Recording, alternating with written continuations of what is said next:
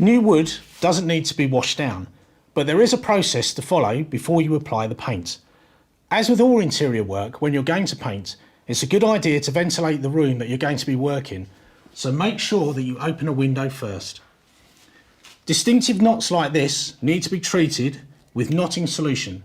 The idea of knotting solution is to stop the resin from the knots bleeding back through and discolouring the paint that you're about to apply to the wood. When the knotting solution has dried, then you can apply a priming coat of paint. This is a 2-in-1 undercoat and primer. It's necessary to prime the wood to allow a good key for the other coats to follow.